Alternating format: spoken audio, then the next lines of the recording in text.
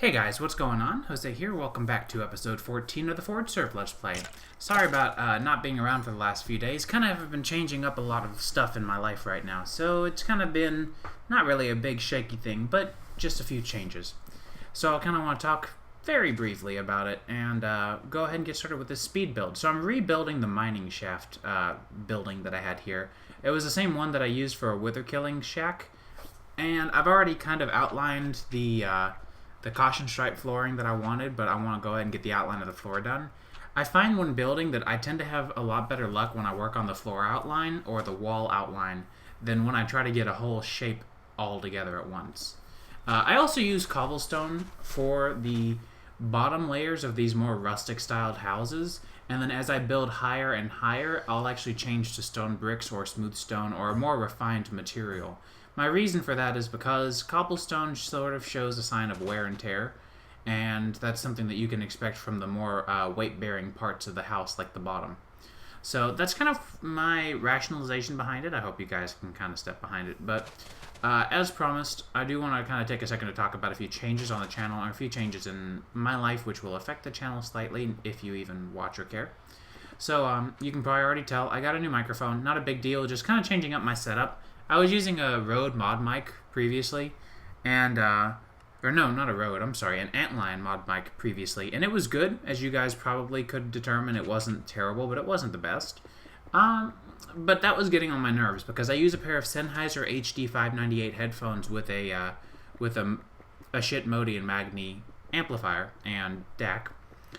And that's basically all I use. I don't actually have any dedicated speakers. I have monitor speakers built into my ultra-wide monitor, but that's just about it. So going back to shop talk, I decided that the 10-foot cable that came with both the mod mic and my Sennheisers was getting incredibly annoying for a DAC and amp that were sitting 1.5 feet in front of me. So I changed to the shorter 3-foot or 6-foot cable. I think it's a 6-foot cable. Yeah, probably a 6-foot cable. And I've gotten rid of the mod mic, and I picked up a blue snowball this afternoon, today in fact. So, with all that out of the way, video frequency should be going up soon. I just quit my job that I was working part-time alongside school because it was just a little bit too stressful not having a lot of free time in general, and having to juggle when to be at work, when to be at school, when to be at both, what I had to bring for a whole day of not being home, etc., etc. So, more videos coming soon. The long and short of it all is that it was kind of just getting a little bit stressful juggling the two together. I've never done that before. I've never tried to do work and school at the same time. But work just had a lot of situations where they would have me scheduled for a shift, and I would come in, and the shift would be for 2 hours because it's a part-time job on campus, so it's intended for short shifts. So I know by default you probably would want to judge a short shift, but that was actually a good thing for me. But a lot of the shift locations could be very physically taxing, and that happened relatively frequently. And so it was just kind of not really my favorite position to be in. And so after discussing it with my mom, who I don't live with my mom right now anymore. I got an apartment near my school, but off campus housing, so I actually live here year-round now. That's pretty exciting, at least. But I discussed it with her, and she agreed that it probably sounded like a good idea to go ahead and put in my 2 weeks' notice. So my last day will be not this Wednesday, but next Wednesday, which will actually, coincidentally, also be my birthday. So, just so you guys know, until then, it'll probably still be a little bit slow in between videos, but after that point, we should be good to go. So, as you can see, we're getting the layout of the house built up. I did kind of stray from what I just mentioned about using cobblestone as the basis, or as like the sort of bottom layer. That was mostly because of the fact that I wanted to be able to address the idea of using bricks, because I really like using bricks. A lot of people hate them, but in the Unity resource pack, I think they look great. So I'm using cobblestone in a chiseled variant, sort of as an accent. And after I take a snooze here, we'll finish up the walls. But the walls I'm going to stick with some sort of oak, just to kind of make it feel vanilla-ish.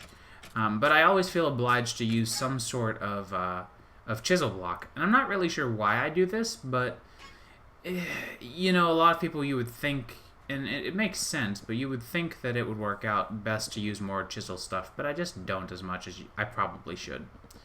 So, That being said, you know, we're getting pretty close to done here. But of course, at the end, I can't do anything right. So I'm about to finish building the rest of this off camera because in just a few minutes, I'm going to make a massive mistake with this build. But for the most part, I like the fact that the elevator and the wither skeleton room are in 2 different rooms. So we have this kind of log outline. I've always liked the log outline. It really adds a sense of permanence and stability to the build. So I do feel like it adds a necessary touch. Now for the ceiling, I've decided to go with roof tiles. So it's going to take a lot of bricks to get all that ready, but that'll be okay. I can actually get a lot of my brick blocks turned back into brick item and get the last of my roof tiles here. Just because it wouldn't be a bad idea to get them anti-crafted, I guess you could say. So, go ahead and toss down the stairs here. Being able to have all this fast forwarded is really nice because this is a tedious and boring process to not only watch but to do. So, definitely a very nice thing to have fast forwarded. But I had a really hard time with the roof of this because of the 2-layer design. I'm still not super content with the end result, but it's actually as good as I'm interested in getting it, and it's also realistically not that terrible if I just learn to accept the fact that it's going to be different. Because this is where we run into an issue. If I bring these 2 together to a point, then the 3rd arch in the center has nothing to meet to, which is a problem that I come to the realization of here. Because even if I do this, you see it doesn't center, and really options from here aren't exactly very viable. So I actually ended up allowing that first slope to be the main slope, and what I'll do is change the roof for the rest of the right half, the part that covers the elevator and the spawner, change those to slab blocks instead. That variant actually works a little bit better, and just having it very flat on one side, almost plateaued, and then the rest on the other.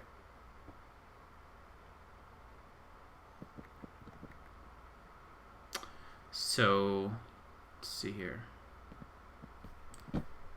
And this is where I cut, because I just made a huge mistake and broke all the logs. But I finished it off camera, you'll see it later. But I want to get some better energy going from IC2. I've been kind of ignoring IC2 too much, so it's about time we get into it by making an MFE. I'm going to do a lot of jump cuts in this section because it's really a tedious process making an MFE or an MFSU, or even honestly a CESU. IC2 crafting is not terrible, but it's definitely not very fun.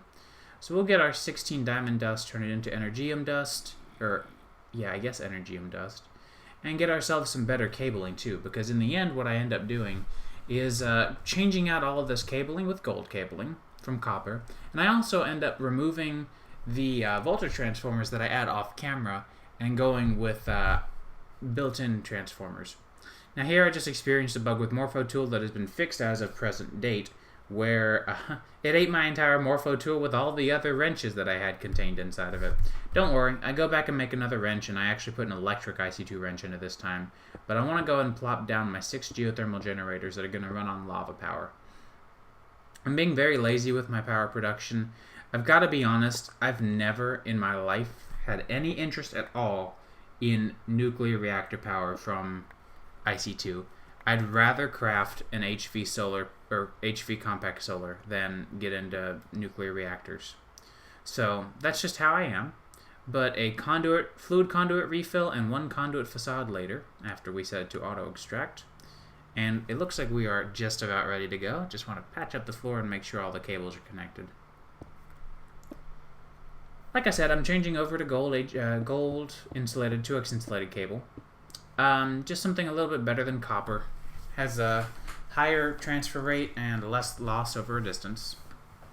And like I said, go ahead and toss a conduit down, and I'm going to go ahead and speed up this clip 2 of me running through and replacing all the cables, because this was a really tedious process. It wasn't terrible to do, but it's not something that I think anybody benefits from watching. So why keep it at full speed when I can make it faster for you guys to endure the misery? So with that, it looks like we are getting decent amounts of power. I'm just distributing my overclocker upgrades a little bit. And I'm going to take a look at some of the transformer upgrades and get them going. And at this point here, we come back to that lovely bug I described earlier, and going ahead and recovering from my Morpho tool loss. So we're coming up on the end of the episode here, so as you can see though, we got the Morpho tool fully repaired, or rebuilt rather, and while in electric wrench mode, I'm gonna go ahead and stick it in the MFSU, or MFE rather, to charge it. But like I said, coming up on the end of the episode here, so I hope you enjoyed it. Sorry it was so far apart. Life has been a little hectic. The next one will be a little far apart, but I hope you guys enjoyed the episode. Let me know what you think of the mic quality. I know it's not going to be perfect, but it'll be good, and I'll see you next time.